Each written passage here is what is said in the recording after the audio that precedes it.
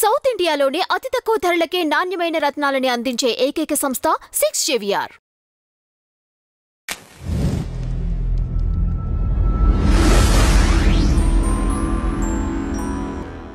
నమస్తే అన్న. మలయాళంలో నిర్మాతలందరూ కూడా స్ట్రైక్ నిర్వహిస్తున్నారని చెప్పేసి వార్తలు వస్తున్నాయి. అవి ఎంతవరకు నిజం? అసలు దేని గురించి ఆ అంతగా ఎఫెక్ట్ చూపిస్తుంది?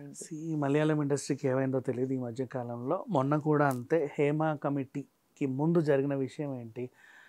లైంగిక వేధింపులు, రకరకాల ఆరోపణలు, వాళ్ళ మీద వీళ్ళు, వీళ్ళ మీద వాళ్ళు. చూసి రాజీనామా చేశారు. రాజీనామా చేశావు అంటే దాని అర్థం విషయం మీరు హ్యాండిల్ చేయలేకపోయారు అని. విషయం మీరు హ్యాండిల్ చేయలేకపోయారు అంటే దాని అర్థం అక్కడ నిజంగానే ఏదో జరిగింది అని అంతే. లేదంటే యూ కెన్ హ్యాండిల్. అది అసలు అంతవరకు వచ్చేది కాదు. అది హేమ కమిటీ వాళ్ళు వచ్చారు, వాళ్ళ పని వాళ్ళు చూసుకుంటూ పోతారు. ఇక మీదట లైంగిక వేధింపులు ఏమైనా ఉంటాయో లేవో దేవుడెరుగు. తర్వాత అదే మలయాళం ఇండస్ట్రీకి ఇప్పుడు వచ్చిన కష్టం ఏంటంటే ప్రొడ్యూసర్ల సమ్మె. జూన్ 1వ తారీఖు నుంచి మేమందరం స్ట్రైక్ చేస్తాము, ఆర్టిస్టులు వాళ్ళ రెమ్యునరేషన్లు తగ్గించుకోవాలి అనేది వీళ్ళ ప్రధాన డిమాండ్. ఇప్పుడు అసలు విషయానికి వస్తే ఇచ్చేవాడు ఉన్నంతకాలం తీసుకున్నవాడు తీసుకుంటాడు.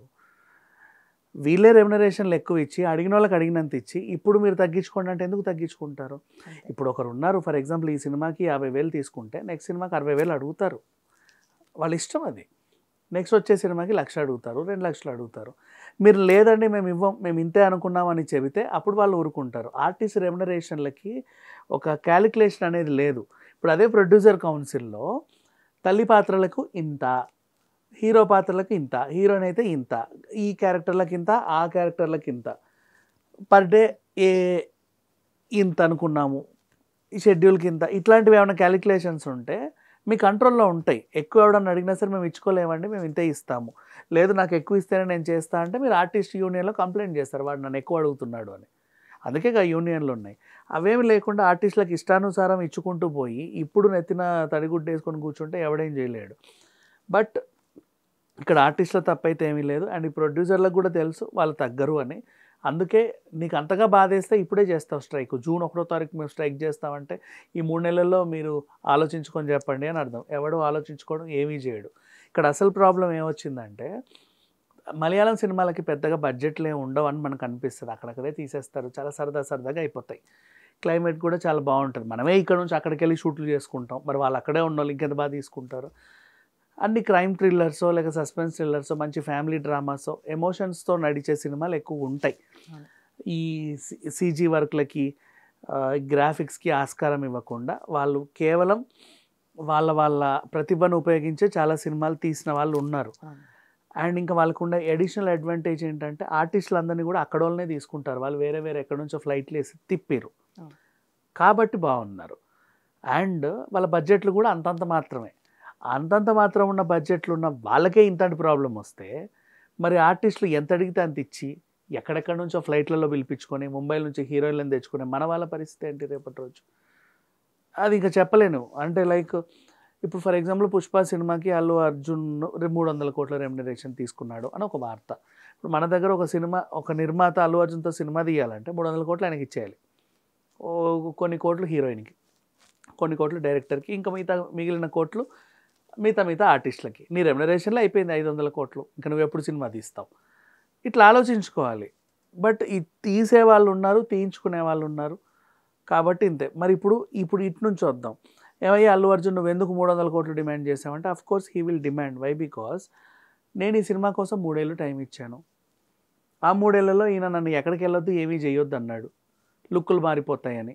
సరే అని చెప్పి ఇష్టంగా ఉన్నా. ఈ 3 ఏళ్ళలో నాకు 6-7 సినిమాలు రావచ్చు. నేను ఒక్కో సినిమాకి 50,000 కోట్ల లైక్ తీసుకున్నా కూడా నాకు అంతే అవుతుంది. అదేదో ఈయన దగ్గరే ఛార్జ్ చేశాను ఆయన కూడా చెప్పుకుంటాడు. ఇలా ఉంటుంది. సో ఇప్పుడు నిర్మాతలు స్ట్రైక్ చేయడం వల్ల ఒరిగిందేం లేదు. అండ్ ఇప్పుడు ఇంకోటి చెప్పనా, మన దగ్గర కొబ్బరి బొండాల బడ్జెటే ఒకరోజు 50,000 దాటుద్ది, 1,00,000 అవుద్ది. సమ్మర్ వస్తుంది, ప్రతి ఆర్టిస్ట్ కొబ్బరి బొండాలు అడుగుతారు. 1 కాదు 2 కాదు 3-4 అడుగుతారు. నువ్వు ఇవ్వాలి. ఇవ్వకపోతావా నువ్వు లొకేషన్కి రావు, ఏం చెప్తావు తెలుసా? సార్ షూట్ రెడీ అంటారు. ఇప్పుడు రాలేనండి నాకు కొంచెం ఆయాసంగా ఉంది, నా అసిస్టెంట్ని పంపించాను, నా డ్రైవర్ని పంపా, కొబ్బరి బొండాలు తెస్తా అన్నాడు. వాడు వచ్చాక తాగేసి మీ దగ్గర లొకేషన్కి వస్తా అంటుంది. అది నువ్వు ఏం చేయలేవు, అదంతే ఇంకా కామన్. అప్పుడు వీళ్ళకి చచ్చినట్టు ఇస్తారు, మీకు కావాల్సినవన్నీ మేము ఇస్తాంలే అని చెప్పేసి. ఇలాంటి ఆ, ఆ, అనుభవాలు కూడా బోల్డ్ అని ఉంటాయి. కాకపోతే ఇప్పుడు కొబ్బరి బోండం వాడికి ప్రొడక్షన్ వాడికి కాస్ట్ ఎంత, ఇప్పుడు ఒక పెద్ద సినిమా 500 మంది ఆర్టిస్టులు ఉంటారు, మనిషికి 3-4 ఇచ్చుకుంటూ పోతే వాడు ఒక దుకాణం పెట్టుకోవాలి, ఒక రోజులో స్మాష్ అది. అంతేకాదు క్యారీ వ్యాన్లు ఇప్పుడు ఒక బస్సుని 2గా చీల్చే క్యారీ వ్యాన్లు రావట్లా, కంప్లీట్ బస్సు ఒకడికి ఇచ్చేయాల్సి వస్తుంది.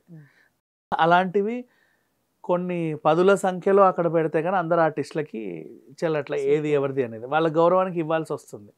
వాడికి ఇచ్చి నాకు ఇవ్వట్లేదు ఏంటని కూడా అలుగుతున్నారు. సో ఇలాంటి పరిస్థితి ఉన్నాడు. ప్రొడ్యూసర్కి బడ్జెట్ ఎక్కువే, మనది కాదు అన్న లొకేషన్కి వెళ్ళినప్పుడు ఖచ్చితంగా పెట్టుకోవాలి, అది ఇంకా తప్పదు. అండ్ ఇచ్చేవాళ్ళు ఉన్నంతకాలం అడిగేవాళ్ళు ఉంటారు. బడ్జెట్ కంట్రోల్ అనేది వీళ్ళ చేతుల్లోనే ఉంటుంది. ఇప్పుడు వరుస పెట్టి నువ్వు ఒకడు 500 కోట్ల సినిమా తీశాడు కదా అని ఇంకొకటి 600 కోట్లు పెట్టి తీయాలనుకుంటున్నాడు.